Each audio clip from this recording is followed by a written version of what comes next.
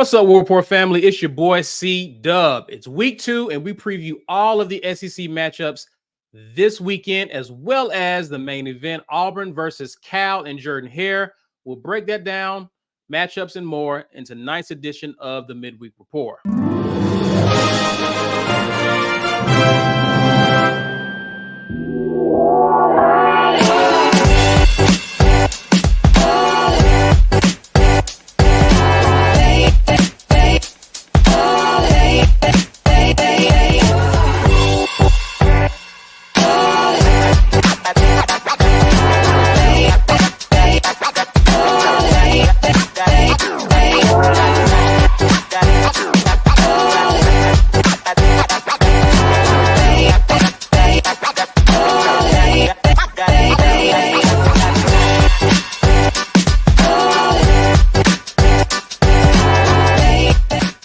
As usual, tonight's show is brought to you by the Opelika Rage Room, an amazing sponsor in 2 amazing locations. You see it below. If you're in the Opelika or Birmingham area, please be sure to stop by and show them some love. That way you're showing us love. We greatly appreciate you guys for supporting show sponsor Opelika Rage Room. Shouts out to them for being a show sponsor. Do the necessary, y'all. Share this video. Smash that like button and subscribe if you're new to the channel.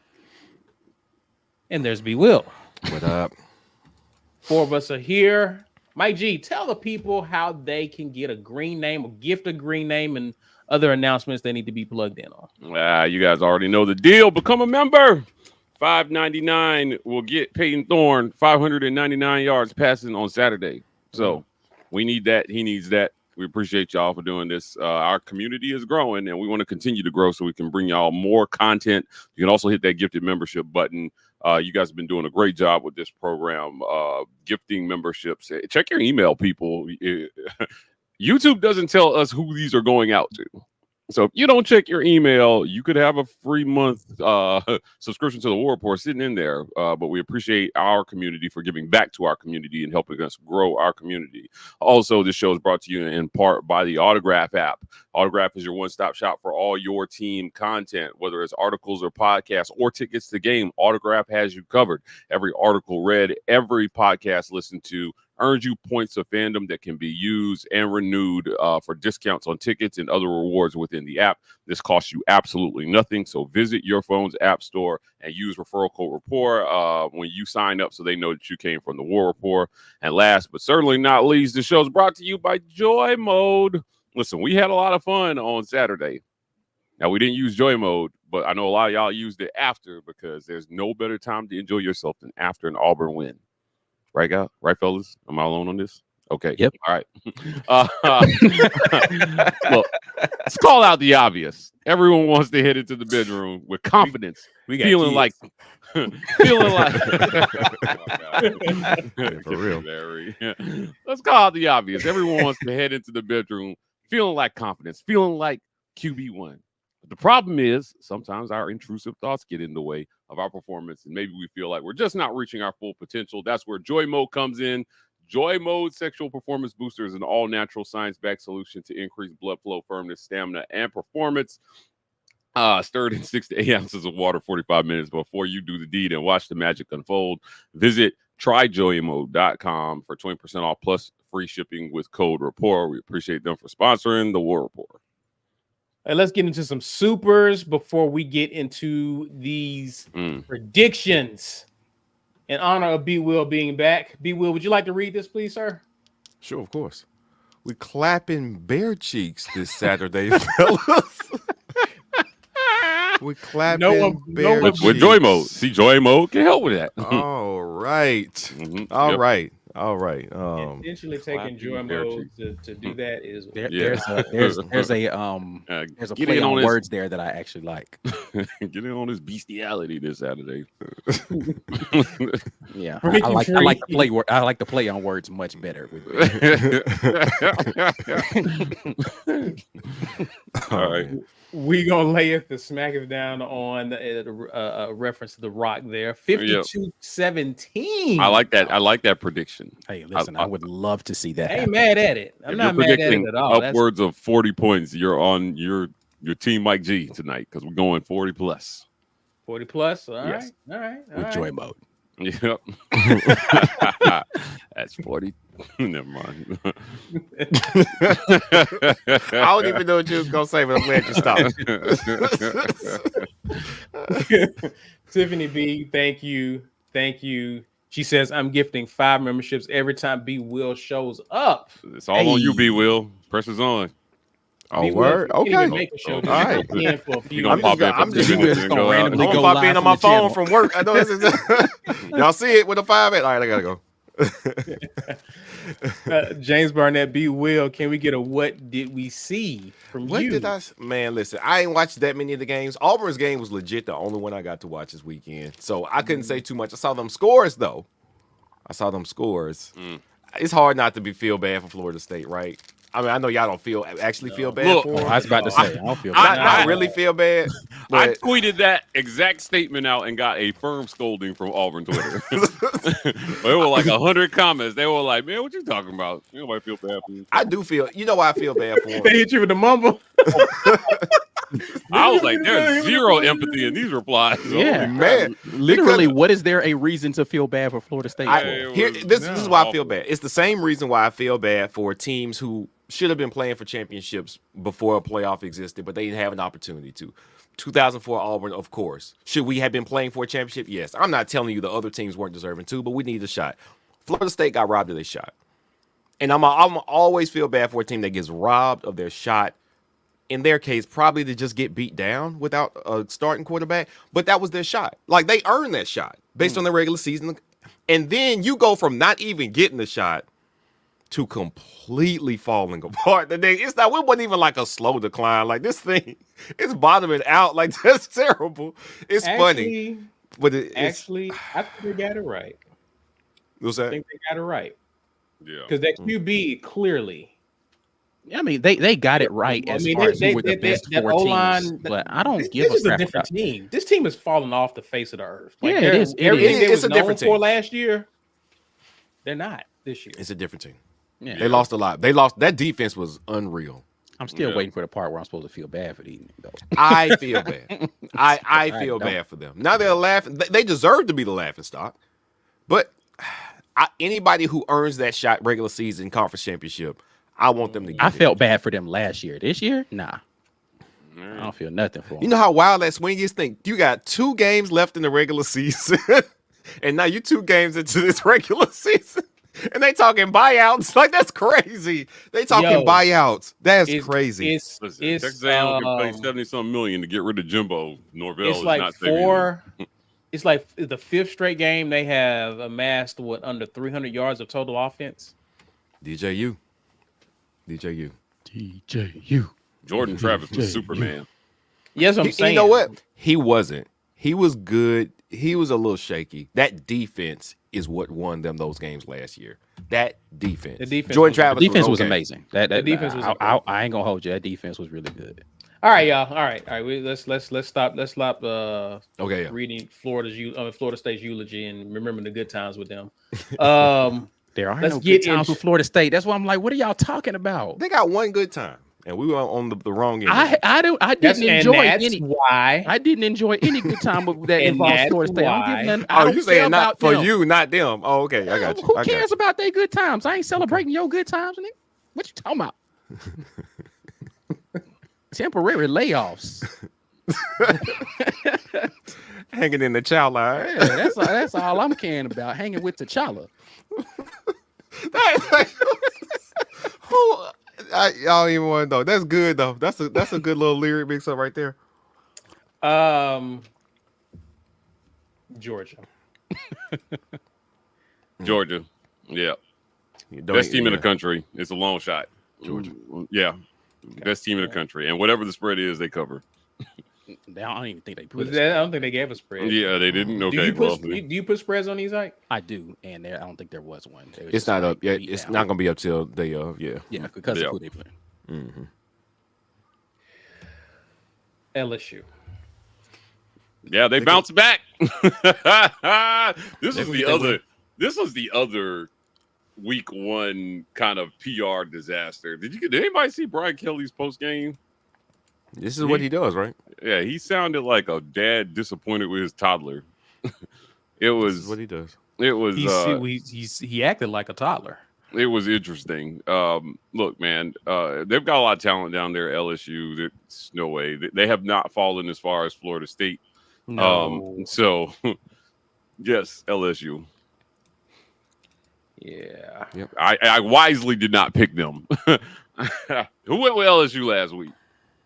I did. I picked LSU. Yeah, I was like, no, I've been but you know burned what? too many times. That game went nothing like I thought it was going to be a shootout, and they came out there with shooting blanks. Yeah, I won't lie. It was a lot slower offensively than I thought it was going to be. Yeah. Jay Fair hurt his hand or something in that game. Probably diving. Did he get any catches? Terrible pass. They tried to throw him the ball. It would have been a touchdown if the ball had. But they called a penalty on the play. Yeah. But yeah, even if he had thrown a perfect pass and he walked into the end zone, it would have been called back. Yeah, it was unfortunate. Vandy gets to go 2-0 to start the season, matching up against Alcorn State. I'd say they do it. Over under on Vandy again was 2.5. Yeah. Oh, really? Was it? I didn't even check. That was bag on the over. Oh, we just saw the Pavia experience firsthand. I was all in on Vandy to cover when I saw that last week, but I was like, they playing them way too low. I covered this with Chris Phillips from SEC Unfiltered on our power rankings segment that we're doing every week with their power rankings, and like, oh man, it would have been the easiest cash ever to take the over on Vandy. But yeah. I'm not going to bet against Vandy, apparently, because, this is when I got wrong. I picked Virginia Tech. I think I picked Virginia Tech as well. I picked Virginia Tech, too. Yeah. Yeah. Yep. Commodore 2-0. People had me convinced that Virginia Tech was going to be decent this year, though. Like, if you listen to the ACC folks talk about Virginia Tech, they're like, oh, they could challenge for the conference, and then I forget challenging for the ACC conference is not anything to be excited about. So, if you haven't done it in over 2 decades, but even the best team in the ACC is So, all right, so you won that, great. Yeah. Florida. They're one non-Power 5 game.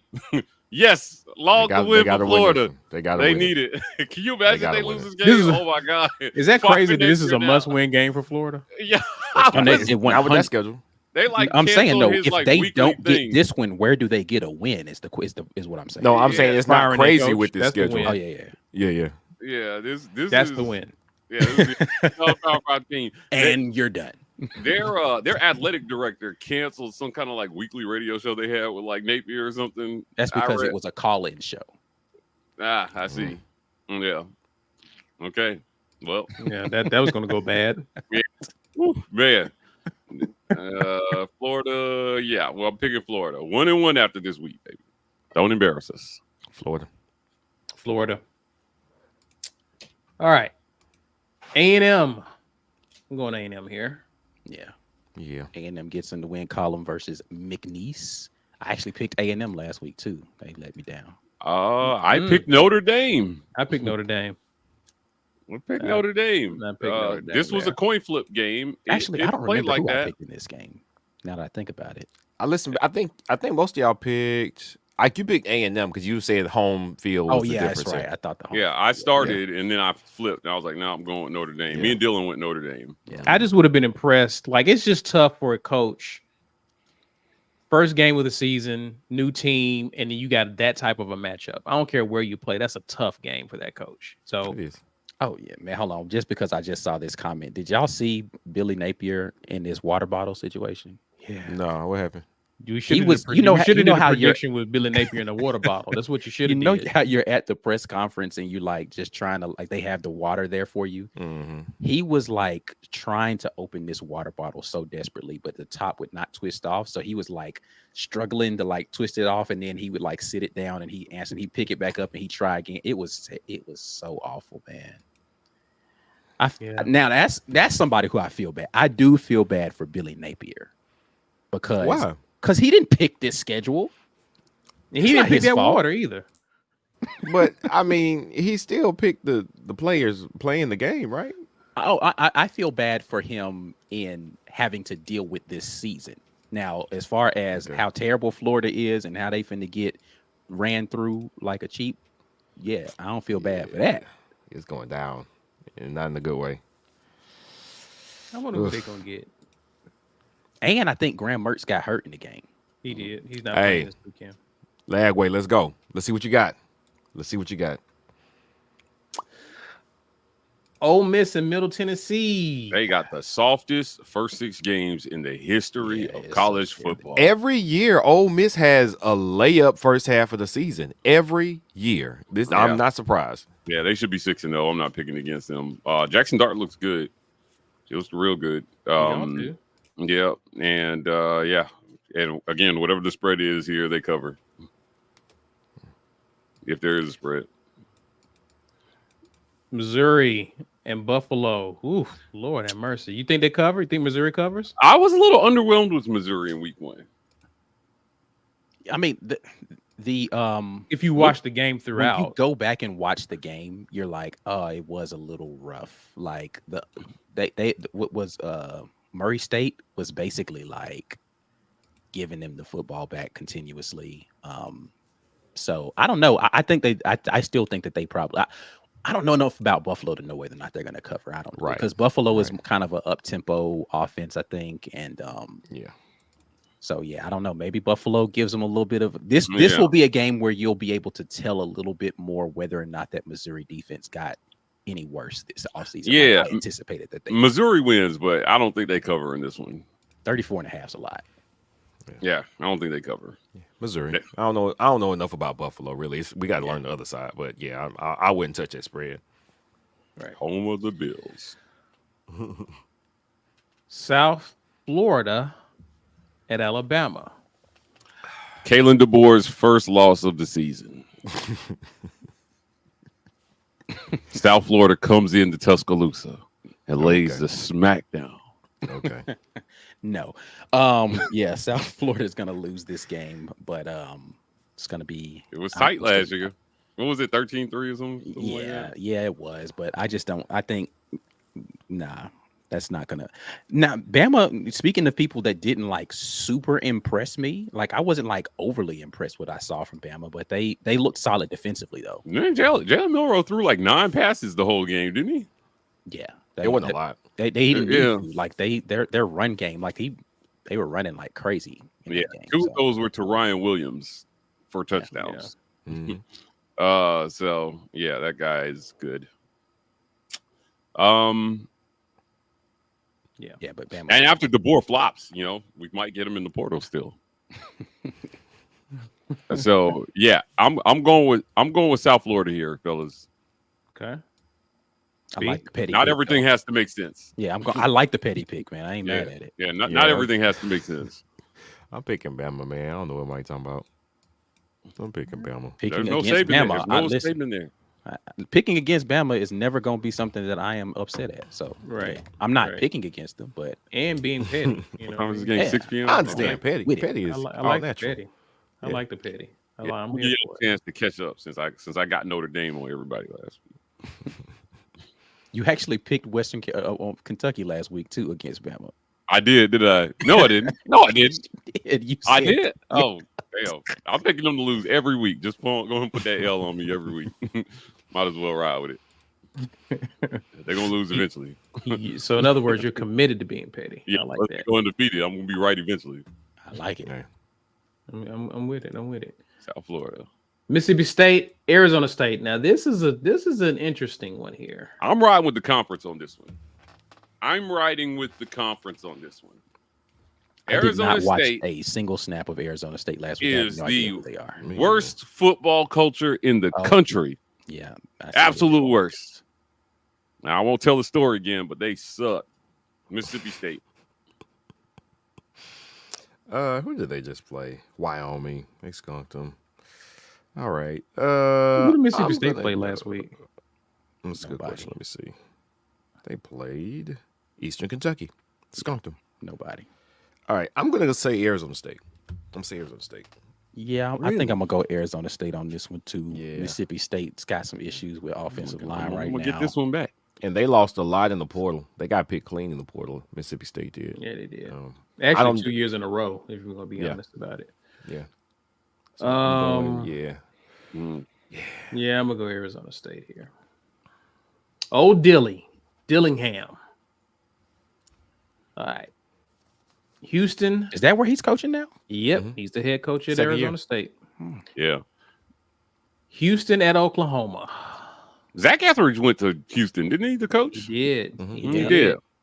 I'm obviously picking Oklahoma here because we need them to be 4-0 coming into Jordan Hare week 5. Yeah.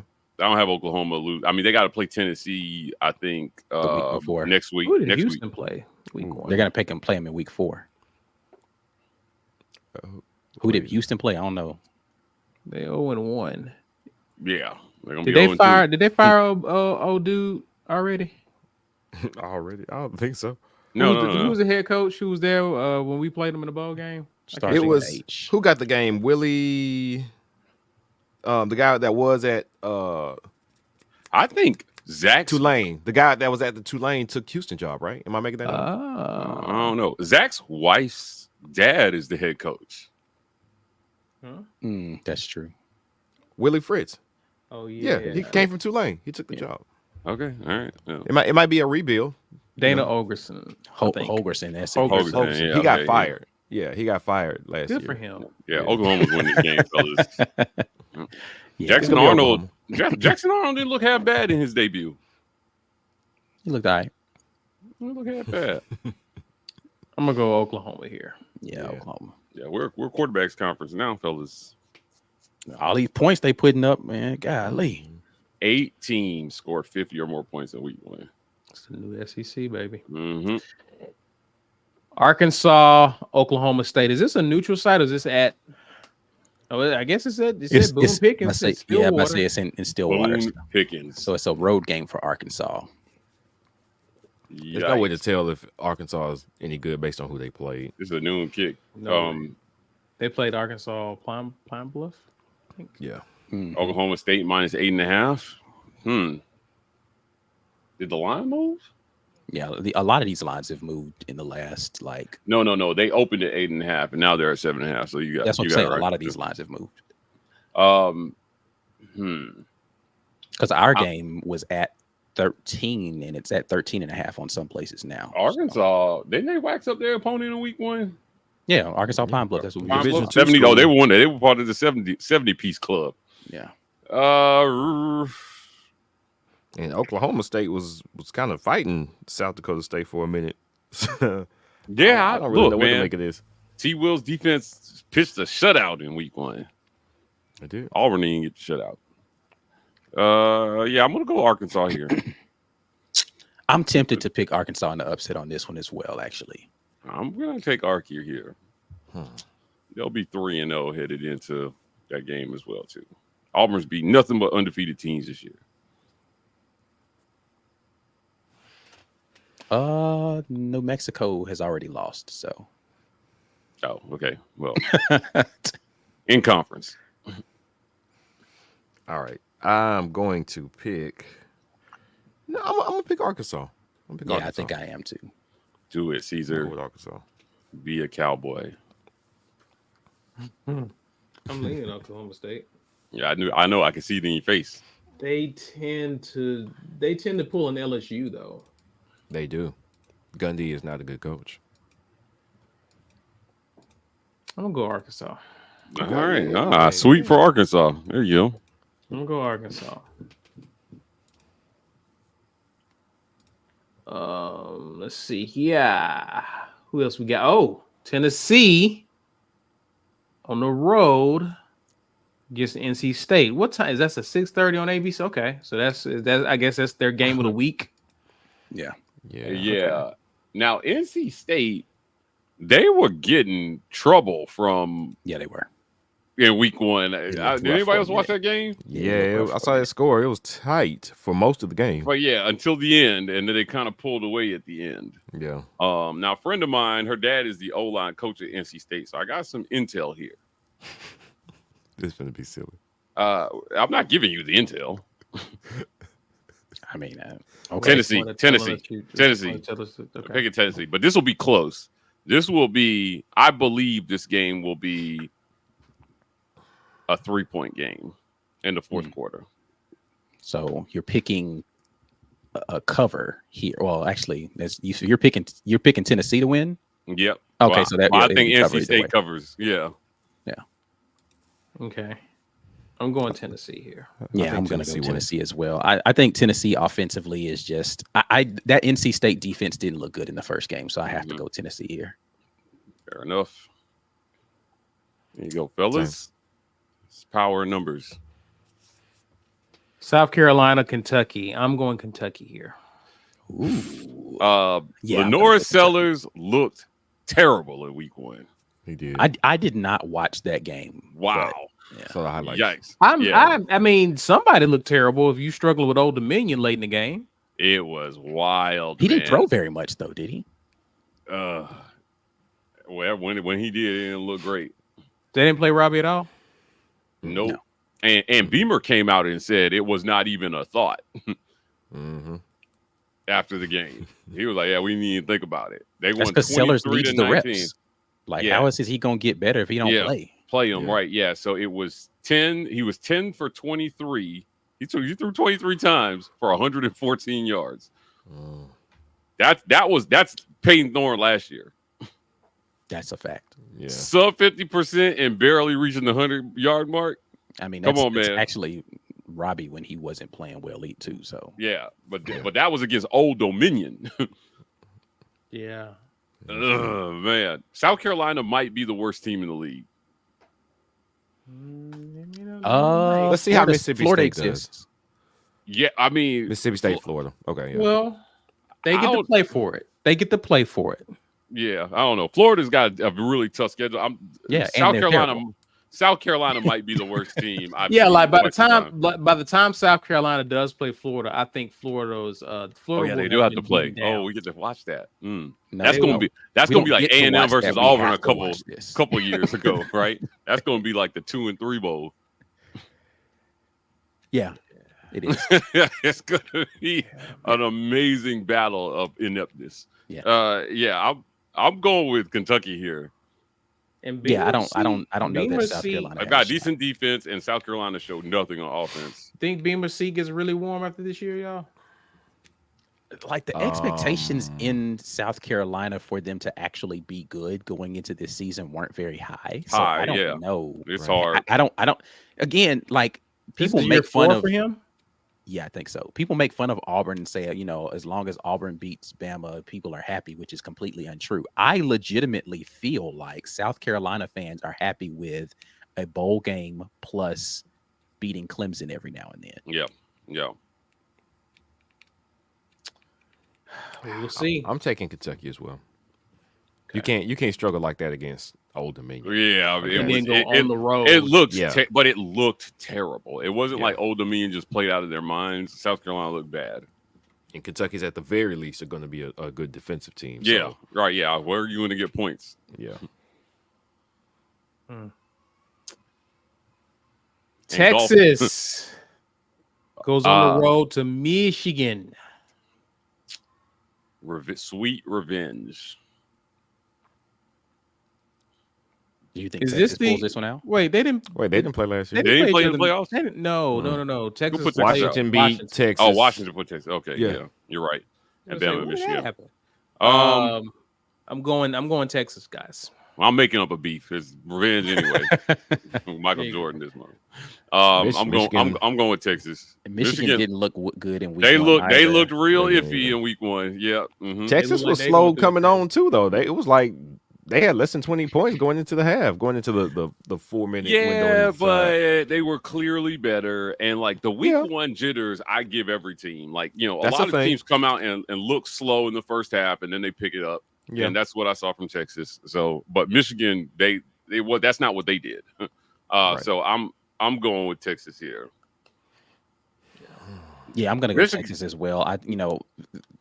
If Texas was playing like a quarterback that hadn't, like, Quinn Ewers is from up there in that rivalry. He came from Ohio State. Like, this is I'm gonna go Texas in this, bro. Like, Manning came in at the end of that game and looked pretty good as well too in cleanup duty.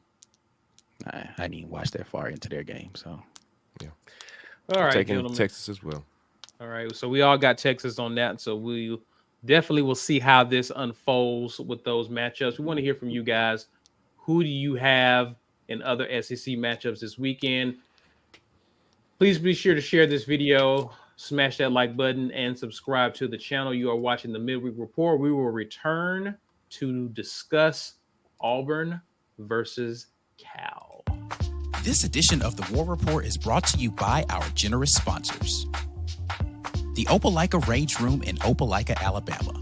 The Rage Room is a place where anger and stress find their ultimate release. Call or text 334-777-6688 to set up a session today, or check them out online at opelikaRageroom.com. Golden's Cast Iron. Whether you work out, grill out, or chill out, you deserve the best life possible, and Golden's Cast Iron is here to provide the tools to help you do it. Check them out at goldenscastiron.com. Guys, you know the deal. Sign up for a green name. There's lots of green names in the chat, but I saw some black names that we can turn green. You can also help somebody turn that black name green by gifting a membership. Guys, check your emails if you interact with our channel at a high level, but you haven't made the decision to become a member yet. You might be on the receiving end of one of these free memberships given out by our community. I think we got like 15 given out so far today, so let's keep that going. Let's see if we can get another 15, get to 30 before the end of the broadcast. This show is brought to you in part by Manscaped. Guys, visit manscaped.com and use code REPORT for 20% off plus free shipping.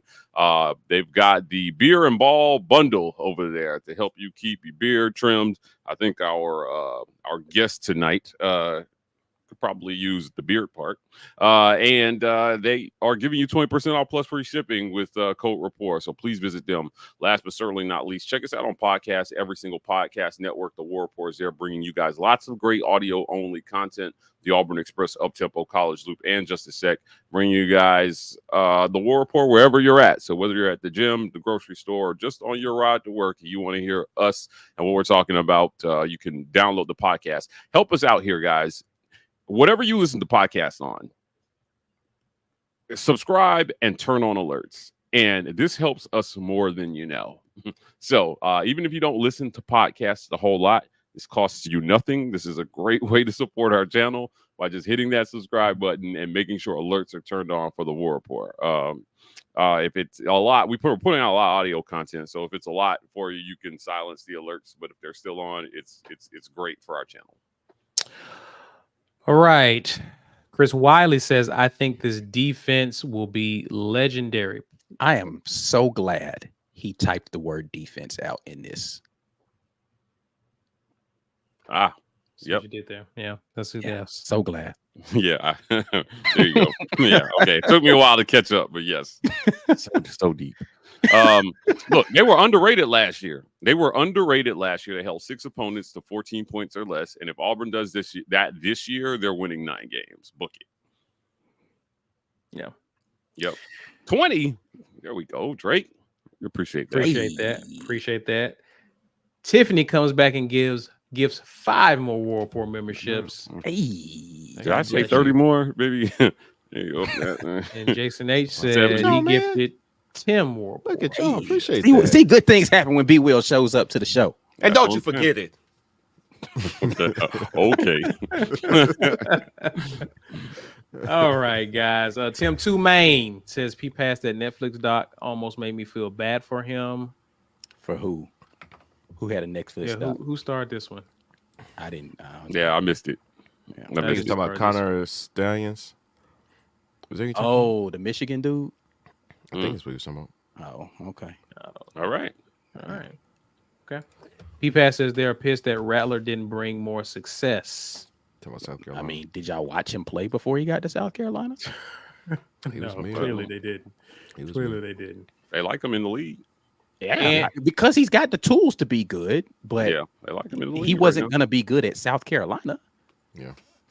especially if he wouldn't that good at Oklahoma. Ant Robinson is You turned. weren't good with one of the best quarterback coaches and offenses in the country. You're going to go to South Carolina and succeed. And figure it out. Yeah. No, that's not how that Okay. works, sir. That's not how that works. But I'm glad you got to the league, though. Ant Robinson is turned. I've been saying top 10 in the nation. Talking about the defense. Yeah. We could I'll be that. take it. I'll take it. We got time to see. I'll take it. Take it. I don't see top 10 in the nation defense right now, but I think that they'll be good. I'll settle for a cool top 25. Top 25, yeah, we'll get you some I'll settle wins. for a cool top 25. Yeah, because the difference between like 25 and like 15 is not a whole lot of difference. I'm telling you guys. I agree. I agree. Well, listen, guys, let's talk about our matchup here. Auburn faces Cal. Matchup in Jordan here at 2:30 ESPN 2. Auburn is favored. The over/under is set at 53.5. ESPN's Football Power Index gives Auburn an 81% chance of winning this one. They've only met once, starting with last year, that odd late night kickoff last year that Auburn squeaked out a victory in. What will happen this weekend? We're here to talk about it. We have a guest. Hey. Micah. How's it going, guys? Amazing. Good, man. How you doing? Great. How are you? Thanks for joining us, man. Hope Absolutely. all is well with you. Pleasure to be on. We haven't talked before you got on here, but Micah is from the It Just Means Less podcast, which covers the ACC. Oh, I see what you did there. I enjoy pettiness, and so I appreciate the name of the podcast. I know. The FSU said, bet. We're going to help you live up to the name. Word? Yeah, or word? Okay, all right.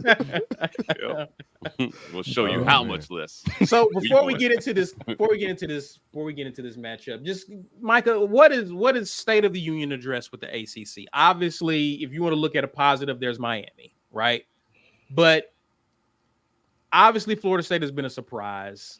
I was not surprised with Clemson, but what are your thoughts so far after week one? It's not as bad as I think people have made it out to be, right? Like the Vanderbilt win over Virginia Tech definitely stung, but the Virginia Tech hype kind of, I don't know necessarily was completely fair. There was no proven track record. I mean, they were a military bowl team last year. People just kind of bought in a little bit more of what they're building, and I think they're just a year away. Doesn't excuse losing to Vandy, but I think you guys in the SC country kind of know Vandy is secretly or quietly building a pretty good team. I mean, are they going to be dominant in the SEC? No, but they're not the Vanderbilt of years past where FCS teams can walk into their building and win by 2 touchdowns kind of thing. So that was obviously the shocking result for the ACC, but there's also some positives too. I mean, the worst team in the ACC was really one play away from beating TCU on Friday night. There were ACC teams, obviously, like Miami, who go to the Swamp and really take it to Florida. And I think, too, like, everyone's giving Florida State a hard time, and I think it's a little bit warranted, right? But I think it also shows a little bit of the depth of the ACC. I don't think people are understanding that Boston College and Georgia Tech aren't bad football teams. Everyone's just chalking Florida. Like, Florida State going 0-2 in the ACC is honestly a pretty good thing for me, because it means that the ACC is not, it's not just a pushover league. Like, the ACC can never win. That's kind of what our page is for, is to try to show that, like in the SEC, if Vanderbilt beats Tennessee, that just means that Vanderbilt's a good team. But if Boston College beats Florida State, it just means Florida State stinks. So for us, it's trying to, that's true. I mean, I see your logic there. Yeah, good man. Like it's just trying to use no disrespect to like Auburn, right? But everyone hyped up Auburn after they almost beat Alabama last year. But Auburn was not that great of a team. They almost lost to Cal. So it's kind of like, why does it apply? Like, again, SEC does a great job. The propaganda train in the SEC world is the strongest of anything in college athletics. So, our goal, right, is to kind of to show a little bit of the other side of it, right? I mean, fair or not, I think Florida State deserved to be in last year. Now, did they go out and get smoked in the Orange Bowl and not give themselves any favors? Of course. But, for us, it's just trying to show that the depth of the league is stronger than necessarily what it is. So from a State of the Union address, it could be better, but we had a better, everyone's saying the ACC is the worst power conference. Well, I wish that I could play 11 FCS teams like the Big 12 did, which, by the way, one needed overtime to beat Abilene Christian, who won 6 games last year. So, it's just honestly, it's a matter of just kind of having the conversations and looking at the statistics, because there are ACC teams. Again, say what you want about Minnesota. North Carolina went on the road and beat Minnesota on the road. Not many, it's the only Big Ten loss so far in non-conference play was to an ACC team. So it's kind of just trying to look at the positives and not necessarily the negatives, because you can see, again, the Florida State's 0-2, but again, they're 0-2 to ACC teams. It's not like Florida State went out and got smacked by Vanderbilt or something like that. So that's fair. For us, it's not as bad as maybe the rest of the world might see. You raise an interesting point, though. With the ACC, I think it's tough from a perception standpoint when your flagship teams are not good, because you generally, teams like Georgia Tech, they might have a good team this year, and Saban came out and proclaimed them his sleeper, even though he picked them to lose. He proclaimed them his sleeper out there in Ireland. And when they're good, how long does it take for the rest of the country to catch up to the fact that Georgia Tech is actually good this year? Right? When, traditionally they have, or in the, recent memory, they have not been that great. So it'll be interesting, I think, to see how it plays out, because a lot of people had, penciled in either FSU or Clemson as a playoff contender. And now we're 2 weeks in, and there's a chance neither might make the playoff. Right. Yeah. Which is not something people had considered. So who's the next team emerge? Is it Miami? Well, they certainly made a case the way they smacked down Florida in week 1. But yeah, I spoke with Mike. I spoke with Heather Dinich from ESPN, and she said something that will, to me, on that show, that might cause the apocalypse. She thinks, and she was right last year, where she told everybody that Texas and Alabama were getting into that playoff, and everyone said, no way, Florida State. She said there's a chance that the SEC could get 5 teams into the playoff this year. And I said, Heather, what? 5 teams? That's crazy. And in that case, you maybe only have 1 team from the ACC that's making it. So, I thought you raised some interesting points, I think, about the perception of the league. And, we're kind of a victim, right, of those preconceived notions going in about other teams when the flagship teams aren't great. Right. Yeah, that's the biggest issue for the ACC, in my opinion, is the teams that are supposed to be at the top. Even a team that was supposed to be coming back to dominance, like you mentioned with Virginia Tech, that got hyped up before the season, goes out there, right? And so it's just Clemson, Florida State, and Virginia Tech, the teams, if you would have done a poll, I don't know, coming out of ACC media days, who were the teams that were picked to finish at the top? I would assume of the top 5, I just named 3 of them. Mm-hmm. Right. You did. Yeah. No. And that's what's tough too. Clemson was embarrassing at the end of the final score, and I'm going to give credit to the SEC to a point, but all honesty here with the SEC, you guys clearly got the message from the playoff that running up the score matters, because every team across the SEC did that this weekend. You all did it with Alabama A&M. Ole Miss did it to Furman. Even Clemson in the Georgia game is not what the score said. That game was competitive for 2.5, 3 quarters. Oh, wait now, Micah. We cut our game short by 10 minutes. Oh, again, I'm not. You were really good. I'm not trying to take again, but I'm saying in years you try to run it up. We cut the game is it short. 73-3 or whatever it ended up being? Probably not, right? Jackson's Dart stayed into the game until the 4th quarter against Furman when the game was a 50-point game. Yeah, Ole Miss was trying to run up. We put our backups in, because these teams know that the point differential is going to come down to potentially being that 5th SEC team into the playoff. Yeah, where we'll get into Cal and briefly. And I was actually, if you guys don't know, I live in Tennessee, so I live in SEC country. But I was out at Cal for their season opener, and I got to see firsthand kind of what their approach was, and it wasn't the same as the SEC approach. We'll get into it, but Cal didn't show anything against UC Davis. They literally did the bare minimum to get out of that game, which is concerning that they only won by what they did. But, the ACC, like Clemson getting blown out by Georgia, a lot of SEC teams get blown out by Georgia. I don't think Clemson's the best team in the ACC. So like it's everyone sees, oh, well, that means the ACC stinks. Like, well, then what about all the SEC teams that lose to Georgia by 20 plus? I mean, I went to the Tennessee Georgia game a few years ago, 1 versus 2, depending on which poll you wanted to look at, and Tennessee lost by 20 some points. Does that mean Tennessee was really, really bad? No, it just means Georgia was the best team in the country. Yeah. So I kind of just look at it that way and just kind of, again, right, we're trying to be positive in ACC country. We wish we would win those games. We had reasons to be a little bit more positive, but from that standpoint, I think I think this weekend we'll learn a lot, because obviously this Cal Auburn game's big. If Tennessee and NC State can win that one, that's going to be great for the ACC. Because again, if we go 0-2 in these games, and we also have some Big 10 and Big 12 games as well that are pretty big for the ACC, like that's where it's going to be really, really hard to continue to fight the good fight. Yeah, right. Yeah, for sure. Well, let's go ahead and begin to discuss the Auburn game. The offensive coordinator for Cal is, what's his name? Do we have his name? It is, of course, I'm drawing a blank now too. Now you say that. Why am I drawing a blank on that? That's gonna kill me now. Oh my goodness! I don't have the first clue what his name is. It's gonna eat at me. Why am I drawing a blank on his name? I'm trying to look up their offensive coordinator. You said the new guy. Mm-hmm. Yeah. Oh my gosh. Yeah. They do have a new. Oh, go to coaching staff here. Mike Blowish. Yeah, Mike. Where is he from? Do you know where he came from? But obviously they're running like a spread off, like it's a different offense than what they ran last year, right? Yeah, it's a little bit different. It's still going to be pretty run heavy, but it's definitely not as just purely hand the ball off like it was last year to Jaden Ott and just let him get 20, 30 touches, kind of similar to last year. He was on the staff last year. He was the offensive line coach and run game coordinator last season. So there you go. Yeah, Ott is probable for this one.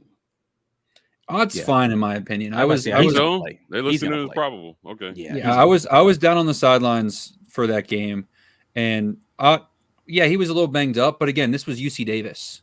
Like, are you really going to trot your guy out there when he's not 100% in that situation? I mean, is he 100%? Probably not, right? I'm not going to pretend like I know, everything about how he's feeling, but he was moving around fine. He was smiling. Like, you could tell that, like, it wasn't, oh, this season's over. Actually, what threw me off was when everyone was starting to list him as out. I was like, did I miss something? Like, I watched him walk off the field, and there wasn't really much of a gimp to him. So, I mean, unless he was just really good at faking it, or the adrenaline was rushing so much that he just didn't realize it hurt. I was kind of surprised when I started to hear some of the questionable news around him. Yeah, I mean, the coach has him listed as probable, but he's going to play. There's too much time between now and that game. And like you said, I watched that game. He was walking around on the sidelines fine. He was trying to jog it off. It was clear, like, they were just like, hey, we're not going to risk getting you hurt even more before we go into Auburn. But yeah, he'll play. And he wants to play in this one. For sure. I want to play in this one. After kind of what happened last year with his comments being blown into like bulletin board material, and Auburn players have not forgotten, right? Like, they have not forgotten those comments. They felt like they had to kind of defend the honor of the Plains and say, all right, you think the name doesn't mean anything, we'll show you. Now, he had a decent game. Like, I would not say he had a bad game by any stretch. He got knocked out of that game at some point. All the more reason why he is absolutely playing in this one. Yeah, he's playing in this one. Yeah, I think he's going to be motivated to be in this one. Yeah. And, I'm looking forward to it. I saw a thing where they listed him as one of the best, like, top 10 returning running backs in the country. A lot of the, people who predict such things were saying, like, look, man, Ott is good. I thought last year's game was a little bit anomalous. It was a perfect storm of just chaos for Auburn from a coaching standpoint. But, we'll see where it lands up. The QB now for Cal is Fernando Mendoza. Yeah. Micah, they played 2 quarterbacks, right? Like, what's up with Chandler Rogers, man? Is this a real thing? Are we getting the okie doke? It's crazy. So I'm not going to pretend like I'm going to speak for all of Cal fans, because again, I'm an ACC guy that has been doing deep dives of learning Cal because, again, they are our newest member, right? Mm-hmm. But I thought going into the year that it should have been Chandler Rogers' job. I always thought he was better from what I saw in the spring to just people I talked to. And again, the transfer from North Texas, right? I saw him play there too. Like, I always thought he was special. And then when I saw from Mendoza this past weekend, it's definitely his job. Like Mendoza is the number one guy. It might be a 1A, 1B situation, but Mendoza is going to be the guy you're going to see getting more reps. What's interesting is those guys, they actually have a very good relationship. That was one thing that I was quite pleased to see, was when it kind of was Mendoza getting more reps, especially early in the game. There didn't seem to be this like frustration on Rodgers' face or any sort of like jealousy kind of thing. If you watch the ACC road trips that the conference did on ESPN and ACC Network, they sat down with both guys and said, like, how do you feel about this? And again, they can always fake it in front of the cameras, but it felt very genuine too. And again, seeing it in person this past weekend kind of helped solidify that. Rodgers gives you a little bit more mobility. I think that's something you're going to kind of keep an eye on too. Like, you have the ability to kind of, if things start to go south, like, he's a very solid backup option. Granted, again, Mendoza, the Peyton Thorne we've seen of late, I mean, Peyton Thorne's better than Mendoza right now, but there's hope that, that he can kind of step up, because they didn't really ask him to do a lot in that UC Davis game. They kind of just said, let's just go out there. Again, I'm pretty sure they had 4 plays in their playbook, and they just kind of ran different sets off of it. Yeah. Like, it was, I mean, I know Hugh Freeze and that team is going to be able to use a lot of film from last year too, because the offense is a little bit different, but let's be real, it's not that much different. But they made it very clear right off the bat that they were just not, like, they weren't going to show much, because when they went into halftime, I went down purposely right to where Cal was going off the field, because I wanted to hear kind of the conversation from the guys, because you're up 1 point, and it's only because of a missed extra point against UC Davis at the half. And you would have thought that, like, these guys were just out there hanging out with their boys, and it was just another day in the park. Like, you could tell that the game plan was kind of just go out there and we will literally beat them because we are more physical, we are more conditioned, and we have more depth. That was the game plan for Cal against UC Davis. So, I'm not saying that Cal is going to go onto the Plains and pull an upset, but I want to warn Auburn fans, Cal, that if you watch the UC Davis tape, that's not the Cal team. Like, that was probably a shell of about 75% of what you'll see from Cal on Saturday. Yeah, I mean, offensively, I expect them to game plan differently. The only reason that I would slightly push back on that's not the same team is because, like, physically, you can't fake physicality, right? And they were getting beat in the trenches for the first half of that game a lot, specifically on the defensive line.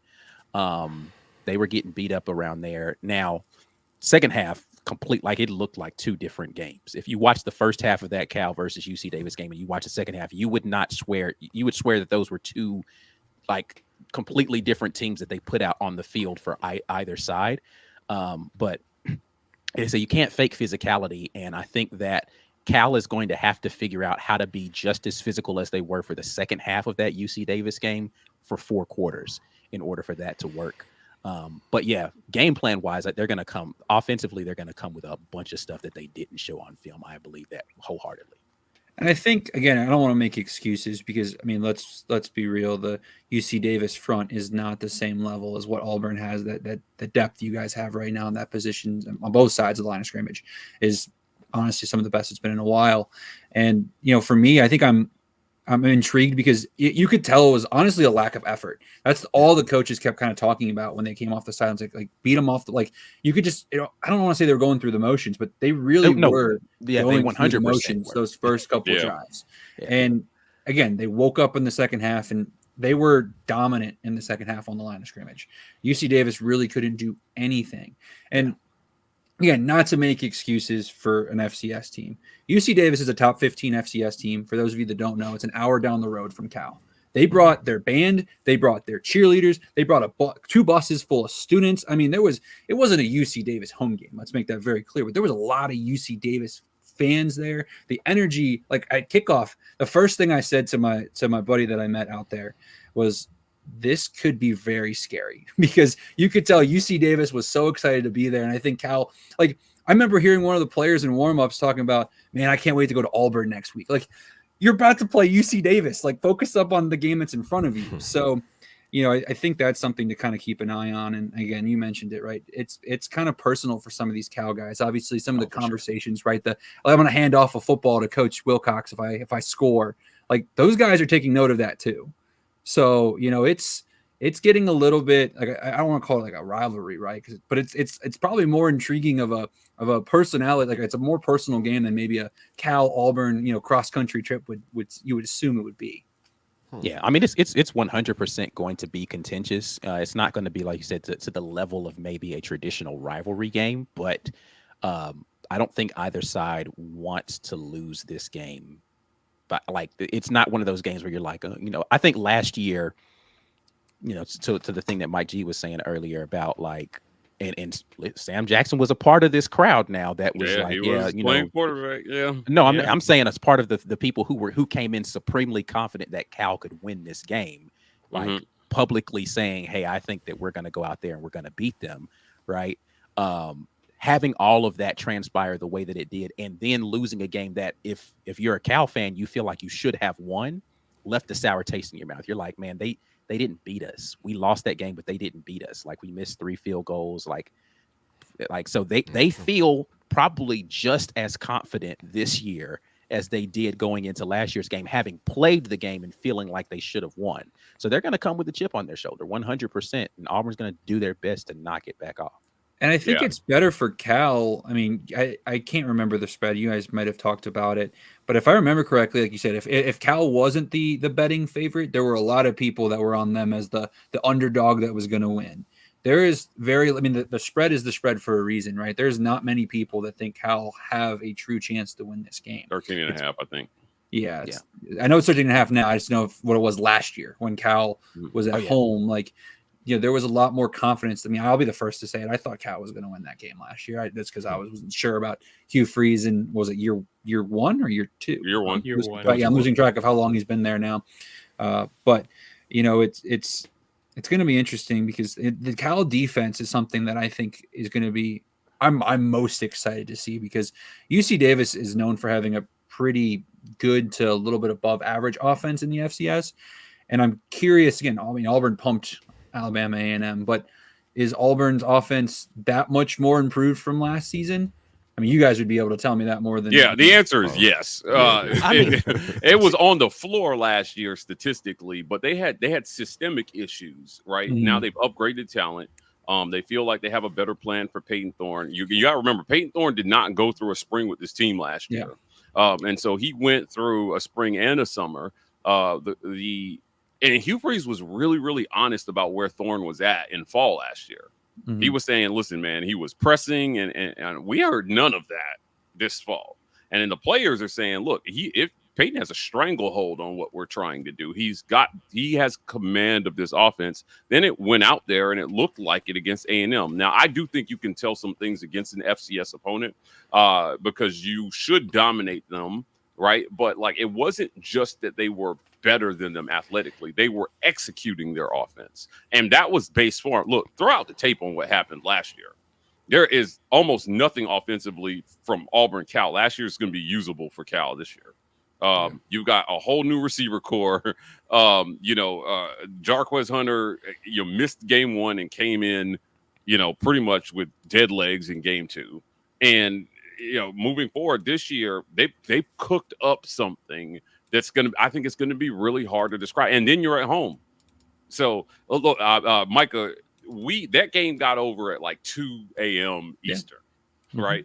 And, the travel out west, the time change, now they got to come to the plains. If the heat is anything like it was last week, just throw that in the list of things that I think will be difficult for Cal coming in here. So Cal is not the same in some ways, but they are in others. Hugh Freeze kind of said that at his Monday press conference, but Auburn is different. Like now, talent, I've always felt like Auburn has had talent. You don't lose to New Mexico State if you're Auburn because of talent. You had systemic issues, right? Like they were a mess from a coaching perspective, underlined by the fact that they fired the offensive and defensive coordinators at the end of the year. Now, the defense was pretty good last year, but the offense was an absolute joke of an offense. I don't know what they were trying to do. This year, again, the tone is just so much different. It's hard to believe that it's not going to be markedly better, right? So you got to defend home field if you're Auburn in this one, in my opinion. And for Cal, I just think it's going to be a tall task to come in here and try to get out with the win. They got to get out to a fast start. I don't think the Cal is going to be able to start slow in this one and hang in. But, if they can force a 3 and out, and maybe, you got to win. If you're Cal, you got to win the turnover battle, right? You got to win the turnover battle. You got to get off to a fast start. And I think that's how you hang in this one with Auburn. Yeah, B, and did that's you have actually any? the big thing I'm worried about with Auburn? Cal has been good at forcing turnovers. They forced a ton of turnovers in the game last week. They forced a ton of turnovers in the game last year versus Auburn. That's going to be, to me, the equalizer. Like if you're looking talent for talent, I think Auburn's a more talented team up and down. But that defense for Cal knows how to go take the ball away, and so Auburn needs to be. They've got to do better than they did at the end of the game. And I know it was some guys who don't play a lot of snaps, but they turned the ball over for no reason at the end of that game. They got to protect the football. Thorne had his best game as an Auburn Tiger last weekend, but he still threw a couple passes that he got coached hard on. Right. Like, I mean, Q Freeze came out and said, look, man, it was, you had a great game, but God damn it. You can't keep doing the same stuff. Yeah. Right. So he's going to have to eliminate, I think, that from his game. But that was the Peyton Thorne that Michigan State fans warned Auburn fans about. Like, he'll make big plays at times, and then he'll make baffling plays at other times. Now you're a guy in your like 5th year if you're Peyton Thorne. And so you have to all but get that baffling stuff out of your game. That's why they brought you here. That experience is supposed to trump most things. And look, nobody's expecting Peyton Thorne to win the Heisman, but he is expected to be a guy that has a good command of the offense, should not be rattled when the game's on the line, and go out there and make the plays. Don't turn the ball over, and don't make the play that beats your team. Right. If they can do that, then I think they cover, and it is what it is. But if you're going to give the other team more chances, and I say if Cal gets off to a fast start, versus Vandy last year, Peyton had one of the worst pick sixes I've ever seen. Yeah, you can't do that versus this Cal defense. I think that they're good enough that I'd be worried about those plays, but hopefully Peyton's first play in the line of scrimmage last year, he turned the ball over. Like, listen, so he's got to start off strong there. B, did you have anything? I think you're about to head out. You had a question, comment? I don't expect this to go. I don't expect this to be competitive for long, mostly because I don't think Cal will be able to put up points, really. They couldn't put up points last year, even though we turned the ball over a ton last year because they're missing kicks. I don't know if their kick game is better. Yeah. Is it supposed to be better? But that's crucial down here because I don't think our defense is going to let them get down inside our red zone too many times. So maybe they got a couple big plays they can script up. Neither one of the quarterbacks last year had much for us. I don't know if either one of these quarterbacks is legit. You're saying that they held some stuff back, Micah, and they were just coasting along, which probably a good idea if you're going to try to play a really competitive team the next week. But I actually expect this to be – Peyton looked more comfortable last week. And I would expect there to be more options when things get dicey. Like things got tight at Cal last year, and nothing that they wanted to do worked. When they finally got a drive going, somebody fumbled. When whether it was Jarquez coming in and fumbling after getting no reps, or Peyton Thorne fumbling, Damari fumbled as well too. It's like it was a cartoonish. That's not going to happen this year. That's part of why that game was so tight. That's not happening this year. You know a lot more about your roster. Your roster is a lot better, and I'm sorry, man. Those wide receivers outside, who are you gonna bracket? How can you keep up with everybody? I think Cal feels good about what they have in their defensive backfield, and it's going to be for me. It's going to be about how well the offensive line protects, because I don't know how often you can live with just trying to win against the caliber of receivers that Auburn's trotting out there this year. Right. So if Peyton Thorne's under duress, then again, that changes the calculus a little bit. Sure. Yeah. But if they're able to protect Peyton Thorne, it's going to be a long day for Cal, like a very long day, because of the way that they play defense. We expect for our up front, you're not going to be able to protect well enough, and you're going to make mistakes, and we're going to take advantage of those mistakes on the back end. Mm-hmm. If they can protect him, man, it's going to be a long day. Yeah. All right. B, are you about to get out here? We need a score from you. We need a score prediction. Okay. I'm going 41-17. Ooh, okay. Oof. He said it just means more. Michael, it just means more. Score. All right. We appreciate that. you, Sip B. from the mug of greatness there. There you go. That's right. Yeah, Good y'all to see be you. good.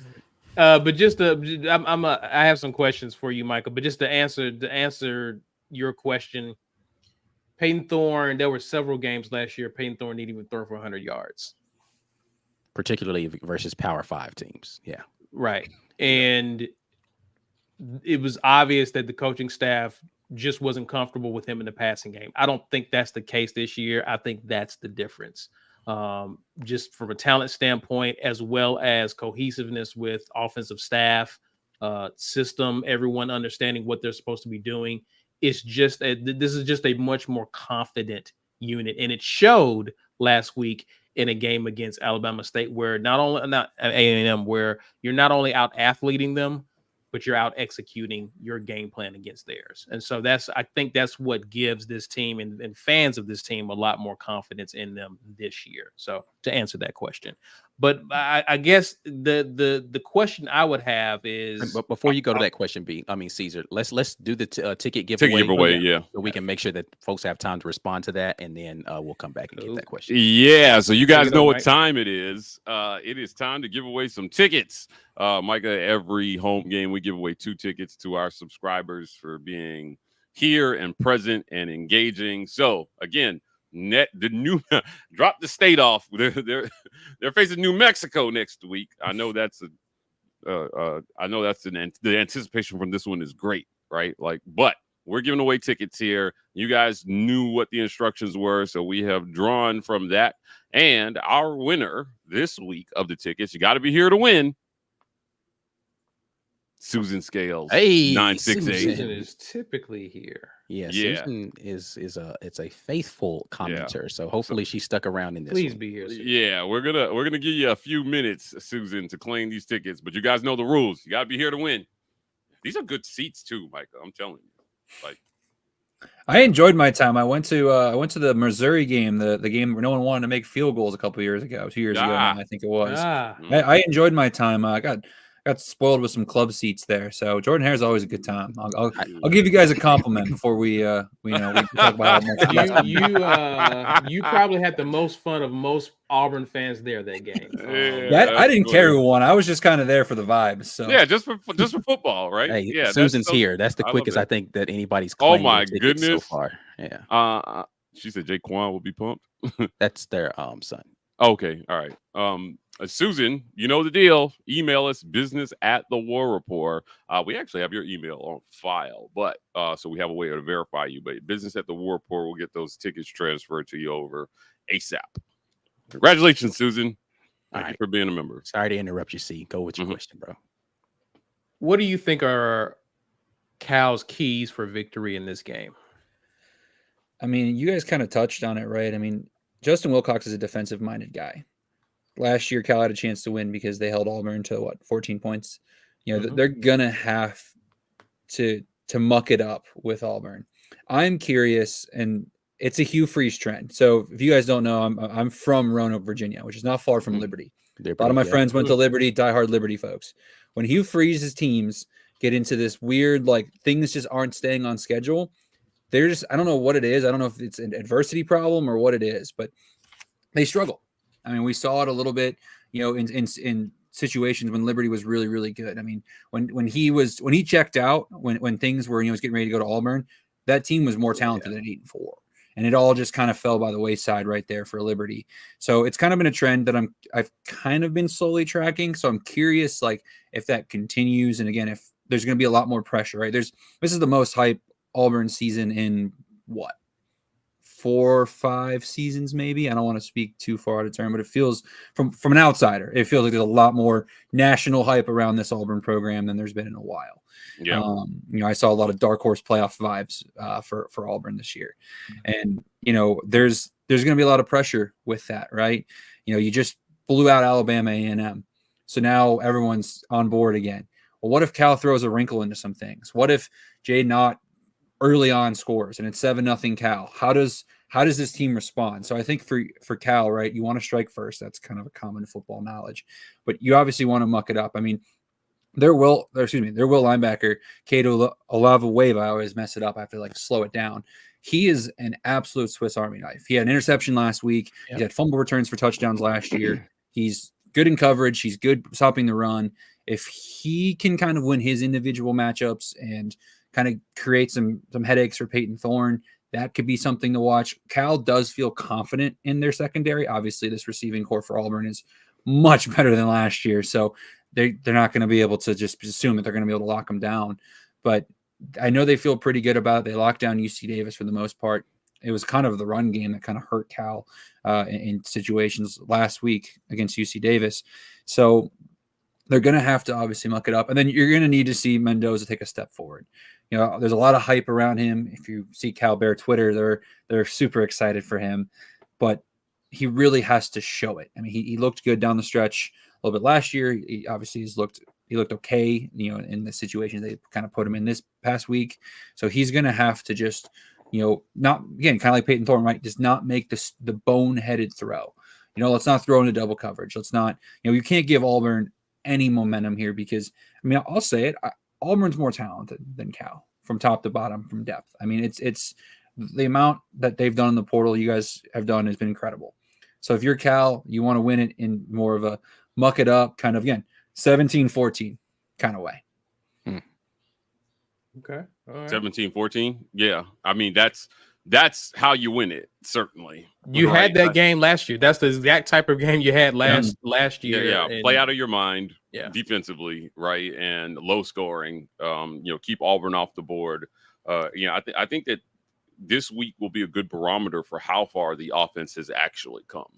Now, I don't think you can completely write off what they did against Alabama A&M just because they're an FCS school, because Ike and I have said this all over and over again all week. They didn't have a single game last year where it looked like that. Not one. And so there are some things that you can pick on film. There are other things that you can clean up. Obviously, Hugh Freeze said it. He said, look, man, it wasn't perfect. And we have some things that we want them to do better. And we're going to go back to the drawing board and make sure that we get those things addressed before Cal comes in here. But, the play calling thing was a big one last year for Auburn. Right now, there was this tug of war between Hugh Freeze and Philip Montgomery about who was calling plays. Every time it looked terrible, Hugh was like, I was busy recruiting. And every time it looked great, he was like, I took a break from recruiting to be involved in the game planning. This year, it's all on him. Mike, the only thing I will push back on is, the pressure for Auburn here this year to me and where it comes to this game is there's a lot of pressure to win the first four. Yeah. You lose any of the first four and the rest of your season projects tough because your road schedule is Georgia on the road, Missouri on the road, Kentucky on the road, and Alabama on the road.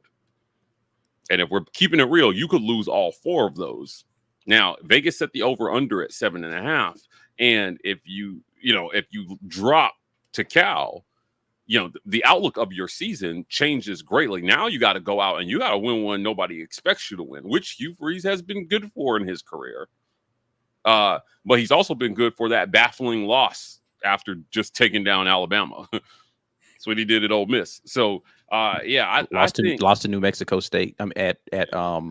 At Auburn and at Liberty. At Liberty, with the same team that beat Arkansas on the road with Liberty. Like, you know what I'm saying? Like, it's just, what are we doing? What are we doing here, right? So, hopefully they fix that. DJ Durkin is a tried and true defensive coordinator. I have no doubt he'll have something cooked up for this one.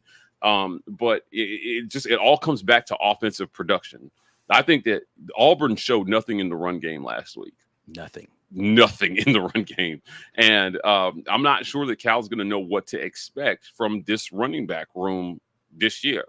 Right now, Free said this, and I agree with him.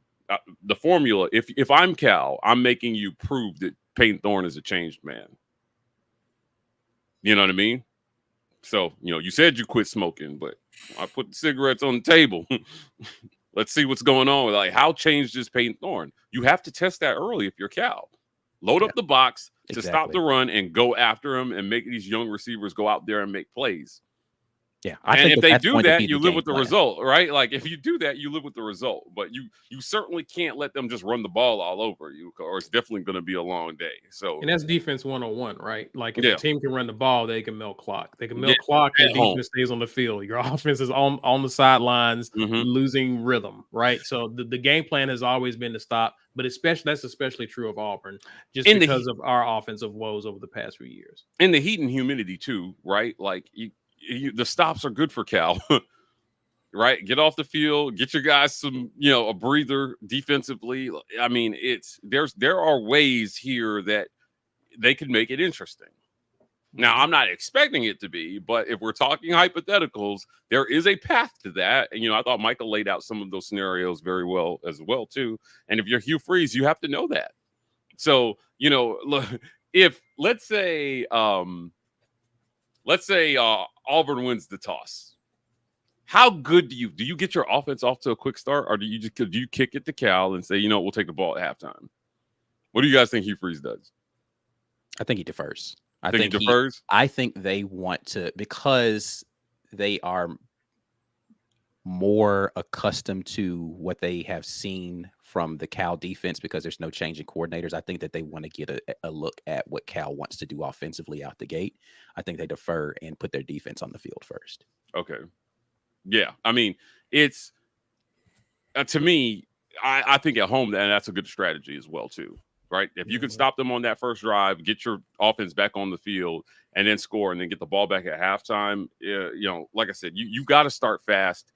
Auburn traditionally has not been a great team playing from behind, no matter who the coach is, right? Like it's like boat race them, and then in those close games, it's just been a lot of miracles.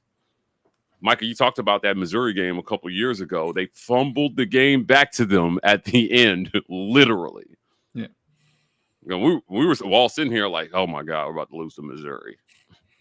Right. And they had a good defense. An extra week of your coaching staff. You're welcome. oh, that was a good thing, buddy. But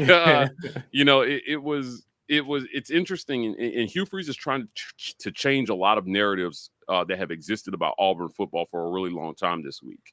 So, look, man, I've not ever been a big fan of the Pac. The Pac is no more now. Cal is in the ACC, to me, it is a different. I love the pettiness in your name of it. Just means more. We go out to SEC Media Days every year, and the circus that it is, kind of underscores the investment that the schools make into athletics in this conference, right? Especially football. It's a complete. There were a lot of guys that we met from Oklahoma and Texas, and they were like, "Yo, this is nothing like Big 12 Media Days. This is crazy, right?" So you create that circus environment for Cal, and then live up to the name. We asked player after player at Media Days, and they all came back and said, "Yes, Jordan-Hare, hardest place to play in the SEC." Now, I think that we haven't talked about that. That is probably the only other thing. And this is something, and Mike, how much time do you have? You need to get out of here. I got time. Okay. I'm chilling.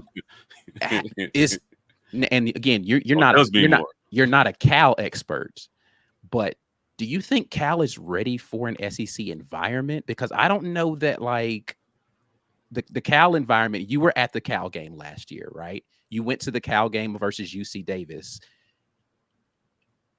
I wish you could have compared what the Auburn environment was like for Alabama A&M to see how raucous it was for an FCS opponent. But do you think Cal's ready for that? Like, have they stepped into an environment that is going to be absolutely trying to topple down upon them the entirety of that game? I mean, I'm not going to say they're not ready, but no, in terms of like pure just electricity, right? I mean, look at their road schedule last year. They played at Washington, which is obviously a tough place to play, but I'd still say, I've never been to a Washington game, but I kind of agree with the sentiment that I think Jordan-Hare is one of the toughest places from an outsider just going to watch a game. Loudest I've heard it on third down. Again, this was a very bad Auburn team and a not so great Missouri team either at that point. So it wasn't like it was the greatest of games at a noon kickoff too, or 11 a.m. Excuse me, your guys' time. Did they play at Oregon? Last year? Yeah, they played at Oregon last year as well. And Alton they played is a very tough. tough. They played the toughest places in the Pac-12 you could play. Like, Right. I mean, besides, well, I don't want to take a shot at Stanford, but I mean, but when they play Stanford, that is a raucous environment. Like that game, like Okay. having been out there and owing to both Stanford and Cal, like that game is rent free in Battle of the smart everybody's head. guys. And they weren't even playing each other. Yeah. I mean, it became a competition for which school could show me better hospitality because they just wanted to be better than the other. So, from that standpoint, right? Like that again, it's not, I don't think it's going to be the same as Jordan Hare, but again, I always go back to there's a luxury to that because you're excited for that type of environment you've never played in before. And let's just call it what it is. I mean, I saw it firsthand in that Auburn Missouri game. If Auburn struggles, your fans, fair or not, they turn quick. They let you know they're not happy. And that feeds the other sideline. And so Cal kind of wants to make that happen, right? If you create that chaos, like there's a chance that, again, that feeds, like they might not be cheering for you, but they're cheering against their own team. So like, in a sense, like, again, they're not necessarily, but again, they're letting their disapproval be heard. I mean, we saw it with Florida State just the other day with all the memes that came out with the fans basically turning on their entire team in that Boston College game. These passionate fan bases, it can be a positive to the visiting team if they come in and make the statement where that's like you guys mentioned the coin toss. If I'm Auburn, I don't even think about it. I'm kicking the ball immediately to Cal. If you look at even the game script from last week against UC Davis, Cal goes 3-and-out to start the game.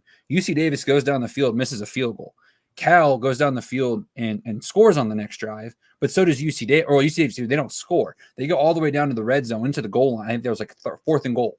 They don't score, but then immediately recover a fumble for a touchdown on the next play.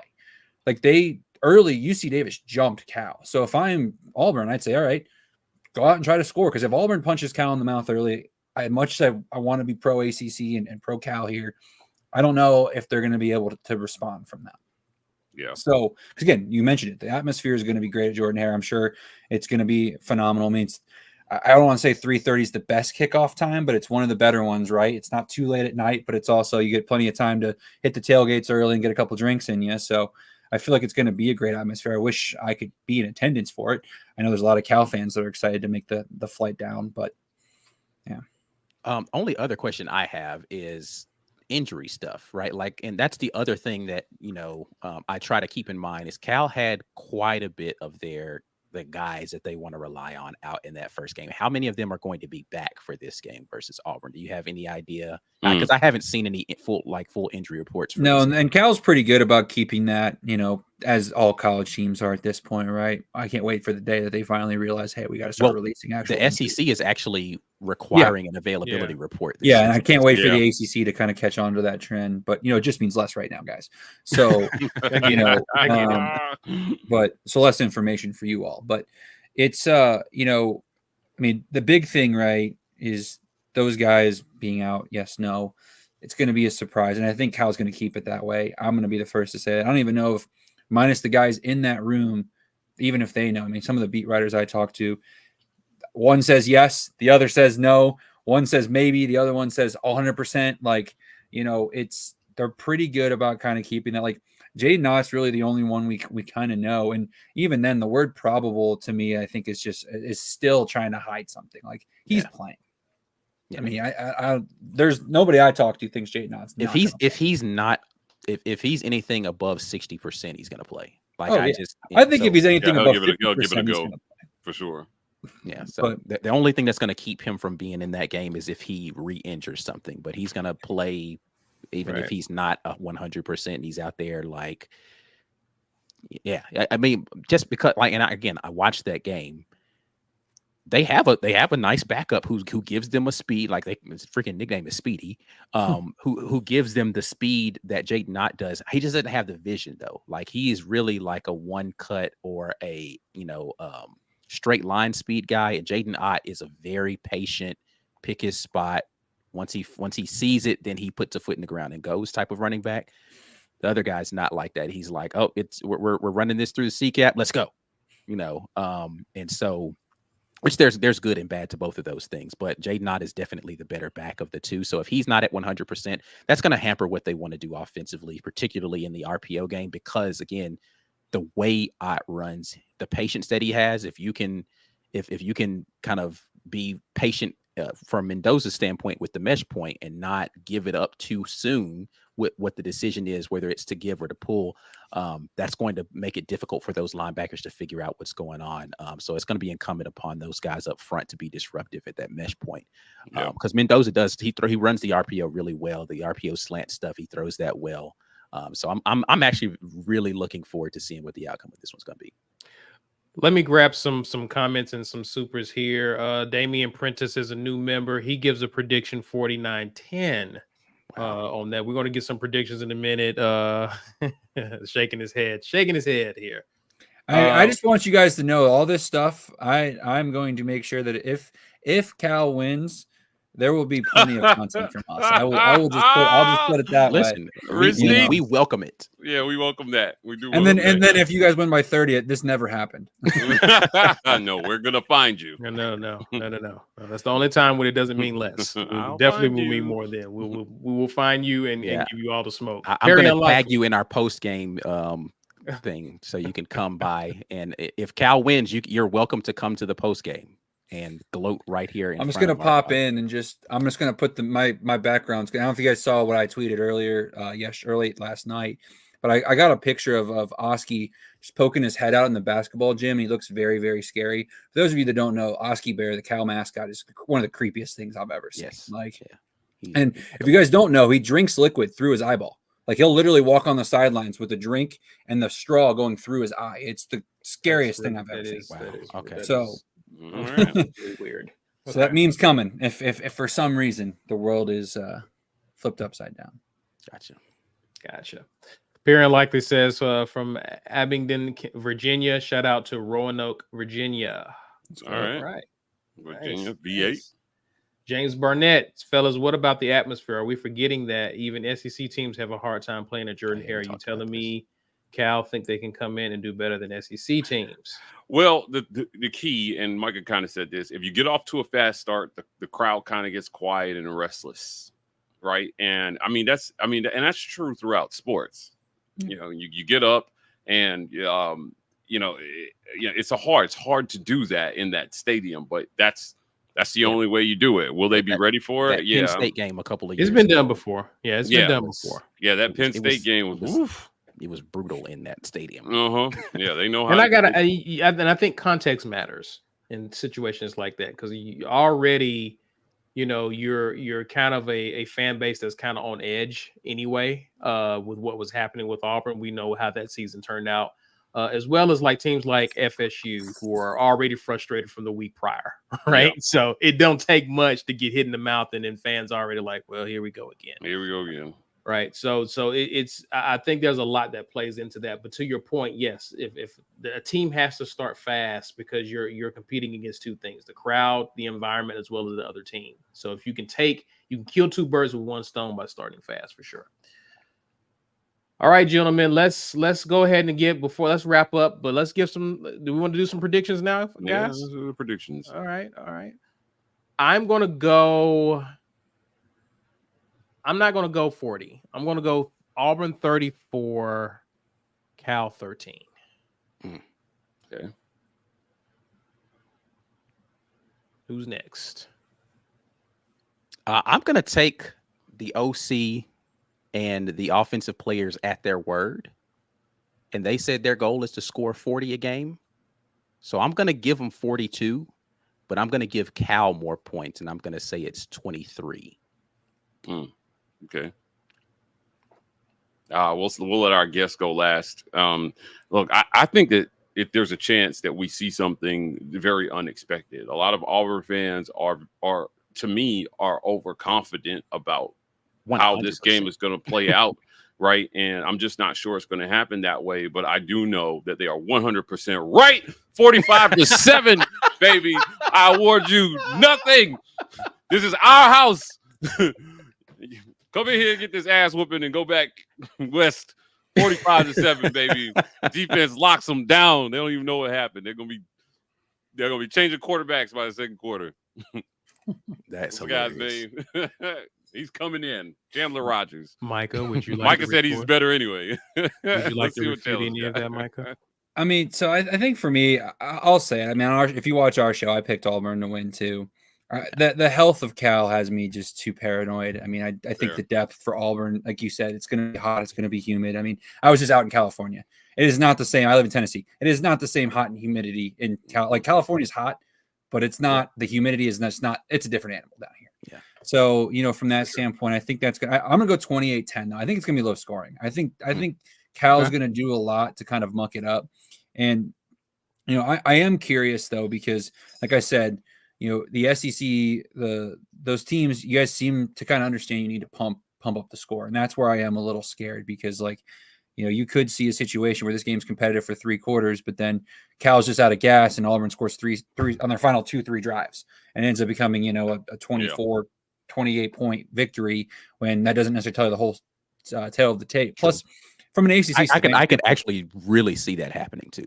And I'm just going to be honest from the ACC standpoint, like if I'm Cal, what's better off? Like what's more likely to happen? You beat Auburn, you burn all you give everything, right? You risk further injury to Jaden Ott, or go down the list of guys that didn't play last week that maybe make an appearance in the lineup to try to win this game. But then you still have Miami, NC State. I mean, say what you want about Florida State, but they do have to go there later this month. There are games on your schedule to where in the ACC, let's just be real, if you lose 3 games, you're done. So, are you going to sell out now, or are you going to try to focus on winning the ACC? Where I think on Auburn's side, they really can't. You said you can't afford to lose this game. If you lose this game, it kind of changes the trajectory just from a mentality standpoint. But again, like you said, you got Georgia on the road, you got Alabama on the road. Like it's going to be harder to justify finding wins on that schedule in that situation if you can't beat Cal at home, especially not 100% Cal. So, I mean, again, I'm hoping that I am also wrong. I love my reverse psychology with a lot of things that I do for the ACC. But no, I mean, I think this game is going to be more competitive. Like the Auburn fans that have been in our mentions, not too many, I will say, but for the ones that have, they've said this game's not going to be close. And I kind of push back on that just because I really do think that, A, it's personal for Cal, and B, what we saw from Cal last week isn't the Cal team that I think is going to show up this weekend. But again, I think the depth for Auburn's the difference. All right. Well, we will definitely see. We'll be tuning in. Obviously, we will have our pregame show, and you're more than welcome to join in post-game. Mike, I don't know what you're doing after that game, but you're more than welcome to join in. And hopefully you want to do that. Hopefully it's on a good. Hopefully it's explain yourself one way or the other. Hopefully it's under good circumstances. If it goes wrong, he would love to jump in and I don't think I'll be able to hop in. I work full time in college athletics actually, so we have our first home football game. I'm at an FCS school, so our first home football game is at 5:30 Eastern. So probably the time you're going live will be my third quarter. So. I unfortunately will not be hopping in. You come on the Sunday show then. And, and again, you might just happen to get a meme at 9:30 Eastern time if things go, the golden way you hope. So the way you hope. I got you. Awesome. Well, good stuff. Mike G, take us out. Give us some announcements, man. I want to thank our title sponsor, the Opelika Rage Room, also the Birmingham Rage Room. If you guys are in the Opelika area, stop by at 1510 2nd Avenue, Opelika, Alabama, or in Birmingham. Guys, if you want to get some frustration out, you can break all kinds of things at the Rage Room. And up in Birmingham, they now have axe throwing. So make sure that medical insurance is up to date before you go visit them there in Birmingham. Thanks to all our members for joining the live stream tonight. And congratulations to Susan, who is also a member. Now, you don't have to be a member to win the tickets, but it does increase your chances of winning. So congrats to Susan. Guys, we're able to give away tickets to every game because you guys sign up for our memberships and help support the work that we're doing. So continue to sign up, encourage somebody else to sign up. And we appreciate you guys for doing that. Also, head to your phone's app store and download the Autograph app. It's absolutely free. Use referral code rapport. You can find all your team's content there. So whether you're a fan of the Cal Bears or the Auburn Tigers, they got something for you. And they'll gather all that content and put it in one spot, make it easier for you to find. Download Autograph, use code rapport so they know you came from the War Report. Listen to us on podcasts, every single podcast network. We are there bringing you guys lots of great audio-only content. The Auburn Express College Loop Uptempo and Just a Sec Pods, bringing you guys lots of great stuff. And then before we get out of here, I want to shout out 2 more show sponsors, the Rogue Shop. Visit rogueshop.com and use code FREEZE5, no E on there, to get 20% off your order this fall. It's going to be a lot of anxiety this football season, but the Rogue Shop has you covered. Whatever ails you in life, visit therogueshop.com. Let them help you out. Use our code to get 20% off. And last but certainly not least, Vintage 2298 Restaurant and Butcher Shop. If you're in the Auburn area, Mike, if you ever come down here again and you're looking for some good eats, Vintage has you covered. Our guy, Chef Randall Baldwin, he's the owner over there, cooking up the best steaks in the Auburn area. So Vintage 2298, the address is right there in the name. Visit them. Make sure you tell your waiter or waitress that the War Report sent you. And before we get out of here, Micah, tell people how they can contact you or get in touch with your content. Yeah, so you can follow us. It's actually at FQACC, but it just means less ACC on Twitter, Instagram. You know, my personal is Micah_CBC. I'm a big college baseball writer too, so I actually do a lot of Auburn coverage in the spring for baseball. Hey. So if you ever want to check on the college baseball world, that's kind of more my realm than anything. But yeah, you can find us over there, and you know, it's we welcome all sides of it, right? It's supposed to be fun. You know, our goal is to be the propaganda of the ACC page, so you can make fun of us for sometimes, you know, making a turd look shiny, but we'll do our part. So making turd shine. I hear you. All right. Guys, share this video, smash that like button, subscribe if you're new to the channel. You can find us on X and IG at The War Report. We're even on TikTok at TW Report. Zipping out, guys, but definitely catch us throughout the week. We got more content along the way. Please be sure to check our live show on Saturday, as we will be covering the big game. Till then, enjoy the rest of your evening and week. And as always, War Eagle. War Eagle. War Eagle.